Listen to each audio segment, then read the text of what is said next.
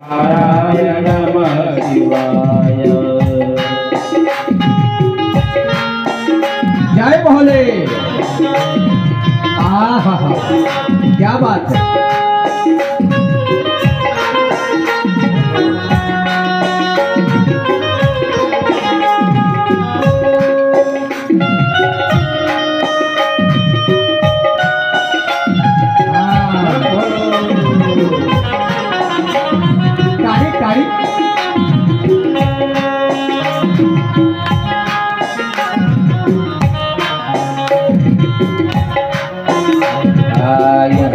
स्वरूपाय जटाधराय पिनाकस्ताय सदा दिव्याय देवाय दिगंबराय तस्मै वकाराय नमः शिवाय। तस्मै वकाराय नमः शिवाय। तस्मै वकाराय नमः शिवाय।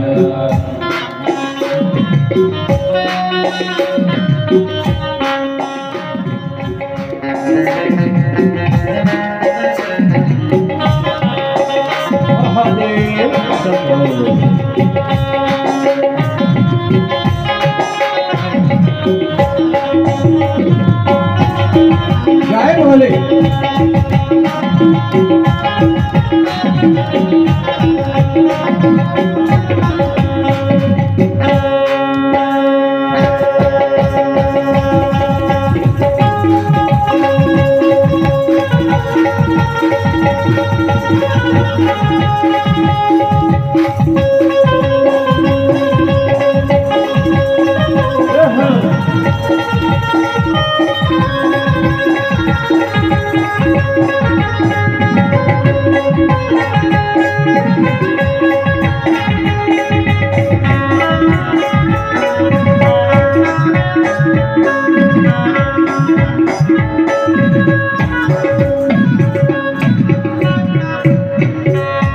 ओम नमः पार्वती पते हर हर हर हर हर हर।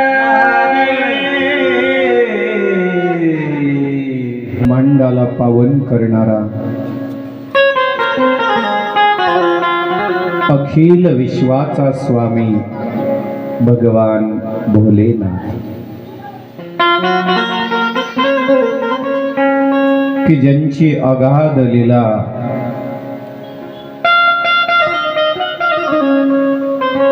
या कानाने जर का मानवाच्या श्रवण केली तर त्या मानवी जीवाचं कल्याण होतं। अशी श्रेष्ठ परम स्वरूपिणी साऱ्या त्रैलोक्याला पावन करणारी ज्ञान गंगा आज आपल्या जीवनातला हा सुवर्ण योग आहे।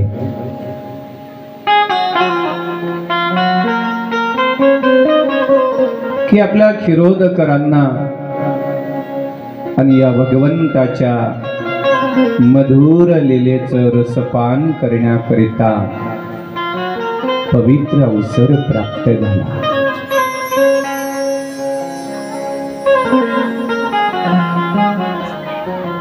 मला वाटतं तुमच्या वाड्यामध्ये या छोट्याशा मंदिरामध्ये भगवान पंढरीश पांडुरंग परमात्मा आल्याच्या मुळे तुम्हाला शिवपुराण कथा ऐकण्याची या ठिकाणी संधीच प्राप्त झाली।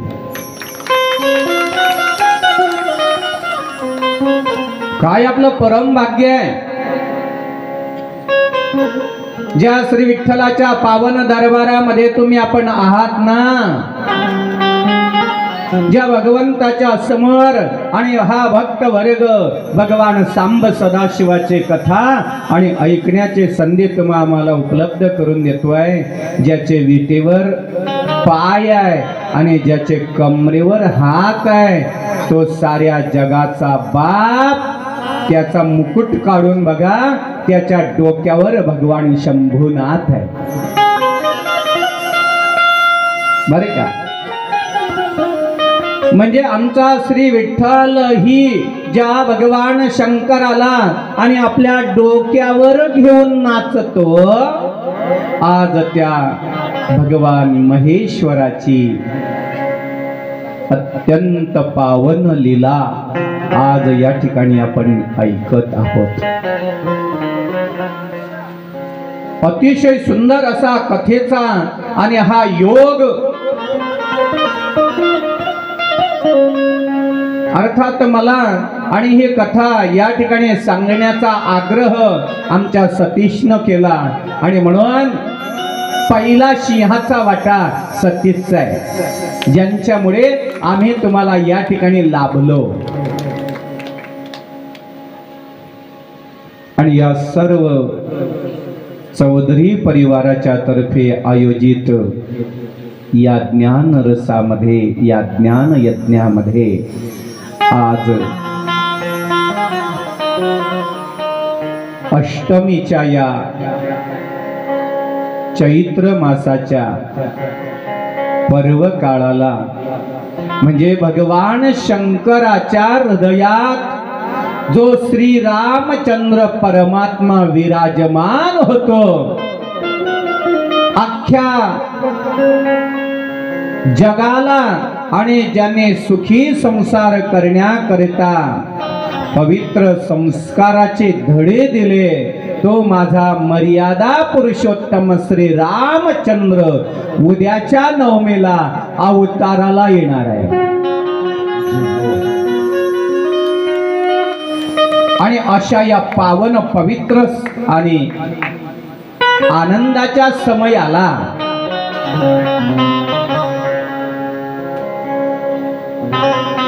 आपण या ठिकाणी भगवान सांब सदाशिवाची कथा ऐकत आहात. अतिशय सुंदर आणि या रमणीय प्रसंगाला आज देवाचं लग्न आहे, तर तुमचा सगळ्यांचा उत्साह काही वेगळाच आहे, नाही का? आज असं वाटतं की आपली कुठेतरी ओळख झाली आहे खिरोद्यात. पहिला दिवस तर असाच गेला अनोळखेपणात. आता कुठेतरी आणि तुमचे जे चेहरे आहेत ते चेहरे टवटवीत दिसायला लागलेत. का लग्नात आलात म्हणून? बहुतेक आनंद जो आहे, थट्टा मस्करी, ह्या सगळ्या गोष्टी लग्नात असतात, नाही का? त्या लग्नातला काही आनंद वेगळा आहे. त्या लग्नामध्ये ननंद वहिनी, नाही का, जिज्या, आणि तो जेवणाचा कार्यक्रम, पाठीवरती पापड फोडण्याचा कार्यक्रम करतात का तुमच्याकडे? आमच्याकडे करतात.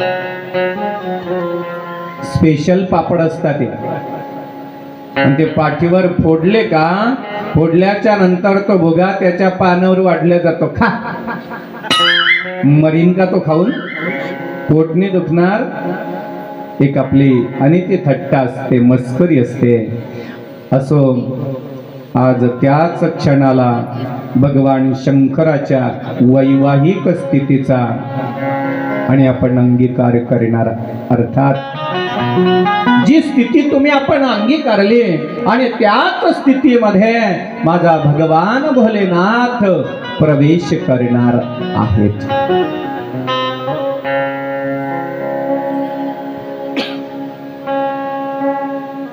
भगवान शंकराचा आज होणारा विवाह सोहळा हा द्वितीय क्रमांकाचा आहे. तसं देवाचं 2 वेळा लग्न होतं, नाही का? एक पहिलं लग्न दक्ष राजा, आणि त्या दक्षाला एक गोंडस तेजस्वी सुंदर सौंदर्याची खान आणि एक कन्या होती, जिचं नाव सती माता. आता या सतीचं चरित्र जे आहे ते भागवतामध्ये अतिशय गोड आहे. मी अगदी आपल्या समोर थोडक्यामध्ये मांडणार आहे, कारण आपल्याला कथा जी आहे त्या कथेचा संदर्भ लागावा या हेतून.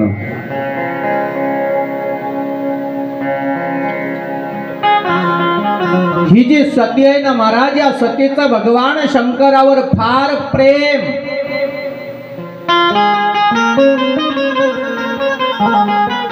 जन्मदाता जो बाप आहे त्या जन्मदात्या बापानं सतीनं ज्या वेळेला आपल्या मनातला विचार सांगितला, बाबा मला भगवान शंकर आणि ह्यांच्या सोबतच लग्न करायचं आहे, त्यावेळेला दक्षराज त्या दक्षानं सांगितलं, सती अगं त्या शंकराच्या सोबत काय ग करते लग्न, त्याच्यापेक्षा चांगले चांगले स्थळ तुला आलेलेत ग. बघा, प्रत्येक मुलीचा जो बाप असतो त्या मुलीच्या बापाला हीच तडमड असते की चांगल्या प्रकारचा जावाई श्रीमंतानं वैभवानं युक्त कुलवाण घराण्यामध्ये आणि आपली पोर गेली पाहिजे. प्रत्येक बापाची इच्छा आहे. आणि मला वाटतं त्या प्रत्येक मुलीनं आपल्या बापाची इच्छा जी आहे ती इच्छा त्याला परिपूर्ण करू दिली पाहिजे, संधी दिली पाहिजे.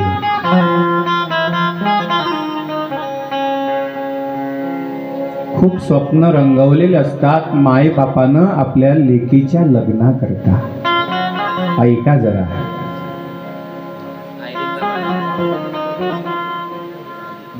मुलगी ज्या वेळेला जन्माला येते ना, त्या जन्माला आल्यापासून जो बाप आहे तो बाप आणि आपल्या मुलीच्या लग्नाकरता काळजीमध्ये व्यस्त असतो, व्यग्र असतो. प्रत्येक बापाला असं वाटतं की माझ्या मुलीला चांगलं घर मिळालं पाहिजे आणि ते मिळावं त्याच्याकरिता जो जन्मदाता आहे तो जन्मदाता काबाड कष्टही करतो, खूप कष्ट करतो, खूप राबतो. एखाद्यानं म्हणावं, का रे बाबा एवढे कष्ट कशासाठी रे? त्यावेळेला जन्मदात्या बापाच्या डोळ्यातून पाणी गळत, अश्रू येत. तो बाप म्हणतो, काही नाही रे, एकदा माझ्या दीदीचे हात मला पिवळे करायचे आहेत. माझ्या दीदीचं लग्न झालं ना, मग मी काही कष्ट करणार नाही. अरे आपल्या मुलीचा संसार सुखानं थाटल्या गेला पाहिजे आणि म्हणून त्या मुलीच्या संसारामध्ये ज्या वेळेला विवाहाच्या माध्यमातनं आणि पहिलं पाऊल टाकलं जाणार आहे त्यावेळेला आणि कोणत्याही गोष्टीची उणीव भासायला नको आणि म्हणून रात्रंदिवस धडपड करणारा जो असतो त्याचं नाव आहे बाप. माझी जी कन्या आहे त्या कन्येच्या विवाहामध्ये आणि कोणत्याही प्रकारची त्रुटी यायला नको आणि म्हणून ऐन वेळेला माझ्या लेकीच्या विवाह संस्कारात आणि पैसा उपयोगाला आला पाहिजे. म्हणून आहे त्या परिस्थितीमध्ये कुठल्याही दागिन्याची जिनं हंस केले नाही. तिचं नाव आहे ते महत्वाचं पात्र आहे आई. बरे का, महत्वाचं पात्र आहे आई. आणि म्हणून त्यांना त्यांच्या मनोकामना पूर्ण करता करता सगळ्या इच्छा आकांक्षा माता पित्यानं दाबल्या आणि आपल्या मुलांच्या करता मुलींच्या करता वैभव परिस्थिती नसताना निर्माण केलं.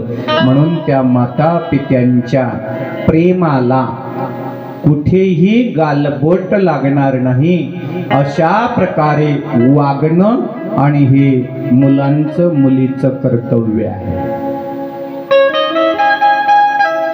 आजच्या या कथेमधून हे शिकून जाल आपल्या मनानं निश्चय करायचा आहे की मी कोण्याही भ्रष्ट पुरुषाच्या सोबत, मुलाच्या सोबत, माता पित्यांच्या विरोधात जाऊन वैवाहिक स्थितीचा अंगीकार करणार नाही. तर आपला सप्ताह सार्थकी लागला समजा. काहीतरी चांगल्या गोष्टी शिकता आल्या पाहिजे, काहीतरी आपल्याला चांगलं घेता आलं पाहिजे महाराज. आणि म्हणून आज तरुणांना आव्हान आहे माझ्या आणि सर्व तरुण भगिनींना, आणि एक नम्र निवेदन आहे जगाच्या पाठीवर. आणि आमचा हिंदू धर्म जो आहे, आमच्या हिंदू धर्माला ग्लानी येत आहे आणि या धर्माचं वाटोळं झालं पाहिजे. आणि म्हणून परक्या लोकांचा डोळा हिंदू स्त्रियांच्यावर आहे, हिंदू तरुण मुलींच्यावर आहे. आणि म्हणून माझ्या तरुण भगिनींनो जरा सावध व्हा, दुसऱ्याला संधीच देता कामा नये. अशा प्रकारे आणि आपलं जे जीवन आहे ते जीवन जगा. आयुष्य जे आहे ते आयुष्य आणि फार सोन्यासारखं आपल्याला प्राप्त झालंय. आणि म्हणून प्राप्त झालेल्या या आयुष्याला अनाठाई खर्च करू नका. भजनाचा, कीर्तनाचा, कथेचा आदर्श लक्षात ठेवा. अहो आमची कथा, आमचा वारकरी संप्रदाय आणि हा जनतेला आणि सत्मार्गावर आणण्याकरता प्रभावी अशा प्रकारचं आणि एक पवित्र साधन आहे. ही अंधश्रद्धा नाहीये. भगवंताची कथा, कीर्तन आणि हे मानवाला चांगल्या प्रकारचा बोध देण्याचं आणि अगदी स्पिटली साधन जगामध्ये. बाकीचे साधन आहेत, प्रचार माध्यम भरपूर आहे, पण या माध्यमातून जो प्रचार आणि तो समाजाच्या पर्यंत हृदयापर्यंत भिडल्या जातो आणि तो केवळ वारकरी संप्रदाय आणि हे पवित्र कार्य करू शकतो. म्हणून आज या ठिकाणी आपण संकल्प करायचा आहे की आम्ही धर्माच्या विरोधात आणि कधीच जाणार नाही, जेणेकरून आमच्या माता पित्यांना गळफास घेण्याची पाळी येईल. अरे अलीकडे आपल्या सौंदर्याचा आणि उपभोग घेतल्याच्या नंतर कदाचित तुम्हाला वेश्या व्यवसायामध्ये जाण्याची सुद्धा दाट शक्यता आहे. आणि ह्या गोष्टी टळाव्यात म्हणून माता पित्यांच्या आदेशाखाली पवित्र जीवन जगा. अग्नी नारायणाच्या साक्षीनं माता पित्याच्या दानातून आणि ज्याला समर्पित केलं त्याचीच व्हा. सती ज्याच्या सतीला सांगितलं भगवान शंकरानं, कारण नारीचं जीवन अत्यंत मंगलकारी आहे आणि मंगलमय असल्या नारीचं जीवन असं उद्ध्वस्त होता कामा नये. बरं का, एक वाक्य लक्षात ठेवा, हिंदी वाक्य आहे, गोड आहे. नारी की निंदा मत करो यारो, नारी है रतन की खान. नारी की निंदा मत करो यारो, नारी है रतन की खान. जिस नारी से पैदा हुए, जिस नारी से पैदा हुए राम कृष्ण हनुमान. चांगल्या चांगल्या शूरवीराला जन्माला घालणारी आणि या जगामध्ये श्रेष्ठतम आणि आमची माता माऊली आहे. आणि तिला आपली उदर, आपली कुश जी आहे ती कुश धन्य करायची आहे ना, ती चांगल्या माध्यमातून जर केली तर कीर्ती तिची जगामध्ये अजरामर होईल. आई जिजाऊ सारखी.